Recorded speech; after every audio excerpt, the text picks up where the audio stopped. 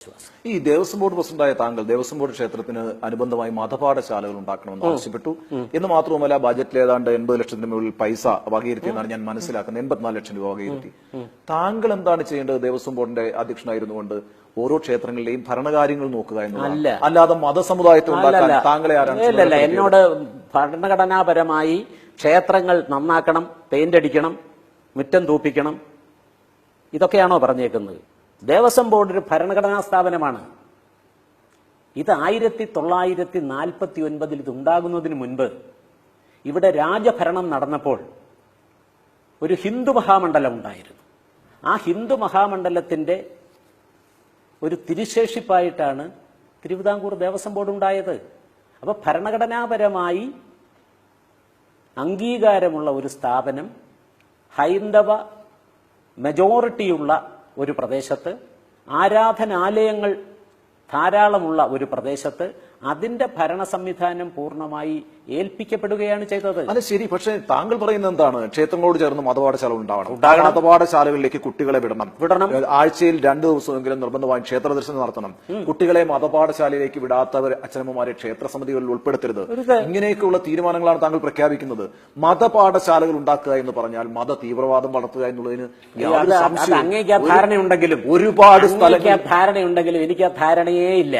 ഇവിടെ മതം പഠിപ്പിക്കാത്തതിന്റെ പേരിലാണ് ഹൈന്ദവ വിശ്വാസം ഹൃദയത്തിൽ സൂക്ഷിക്കാനും ആ ആരാധന സ്വഭാവത്തിൽ സംശീകരിക്കാനും ആ സംശുദ്ധി ജീവിതത്തിൽ പകർത്തുവാനും നമുക്ക് കഴിയുന്നില്ല. ഇല്ല, ഈ ഹൈന്ദവീയതയുടെ പ്രധാന വക്താക്കളായിട്ടുള്ള ഞാനൊന്ന് ചോദിച്ചോട്ടെ.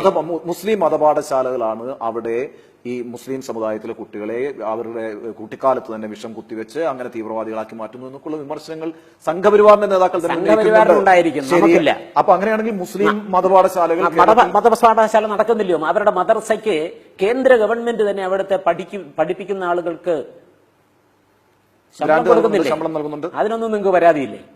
ഹിന്ദു മതം പഠിച്ചാൽ തെറ്റ്, ഇസ്ലാം പഠിച്ചാൽ നല്ലത്, ക്രൈസ്തവൻ പഠിച്ചാൽ നല്ലത്, സിഖുകാരൻ പഠിച്ചാൽ നല്ലത്. എല്ലാവരും മതം പഠിക്കണം.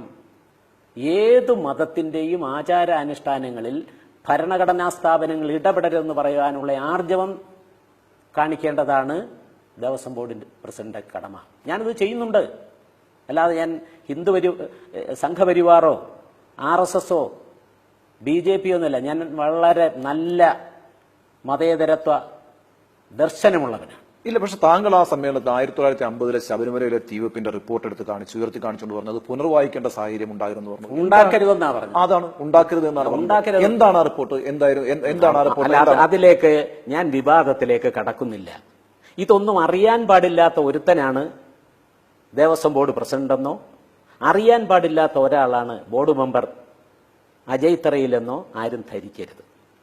അത്രമാത്രമേ. അല്ല, അതിനൊരു ഭീഷണിയുടെ സ്വരമുണ്ട്. ഒരു ഭീഷണിയുടെ സ്വരമില്ല. താങ്കൾ പറയുന്നത് അത് പുനർവായിക്കാനുള്ള സാഹചര്യം ഉണ്ടാക്കരുത് എന്നൊക്കെ പറയുമ്പോൾ കൃത്യമായ തീവ്രവാദത്തിന്റെ സ്വഭാവത്തിലേക്കാണ് കാര്യങ്ങൾ എത്തുന്നത്. അത് നിങ്ങൾക്ക് എന്ത് വേണമെങ്കിലും പറയാം. താങ്കൾ തന്നെ എന്ത് പറഞ്ഞാലും അതിന് മറുപടി പറയേണ്ടത് എന്റെ ബാധ്യതയാണ്, അതെന്റെ സ്വഭാവമാണ്, അതെനിക്ക് ആവശ്യമാണ്. എനിക്ക് കൂടി വന്നാൽ നഷ്ടപ്പെടുന്നത് ദേവസ്വം ബോർഡ് പ്രസിഡന്റ് സ്ഥാനമായിരിക്കും. ഞാൻ കേരള ജനങ്ങളുടെ മുന്നിലുണ്ടാക്കിയ ഒരു ഇമേജ് ഉണ്ടല്ലോ, ഒരു വ്യക്തിത്വം, അത് സൂക്ഷിക്കേണ്ടത് അതിനുമപ്പുറമുള്ള എന്റെ കടമയാണ്, ബാധ്യതയാണ്. അല്ല, അപ്പൊ വ്യക്തമാണ് താങ്കൾ ഒരു ഏറ്റുമുട്ടലിന്റെ പാതയിലേക്ക്. ഒരു ഏറ്റുമുട്ടലുമില്ല. നാളെ മന്ത്രിയെ കൊണ്ട് നിങ്ങൾ പറയിക്കൂ രാജിവെക്കെന്ന്. എനിക്ക് രാജിവെക്കാൻ മടിയൊന്നുമില്ല. പക്ഷെ എനിക്ക് എന്നെ ചുമതലപ്പെടുത്തിയ എന്റെ പാർട്ടി ഉണ്ടല്ലോ, എന്റെ നേതാക്കന്മാരുണ്ടല്ലോ, അവരുടെ അനുവാദം വാങ്ങണമെന്ന് മാത്രമേ ഉള്ളൂ. രാജിവെച്ചതുകൊണ്ട് അങ്ങ് പാതാളത്തിലേക്ക് പോകും എന്നുള്ള ധാരണയൊന്നുമില്ല. ഒരുപക്ഷെ അതിനേക്കാൾ നല്ലത് ചിലപ്പം കിട്ടിയെന്ന്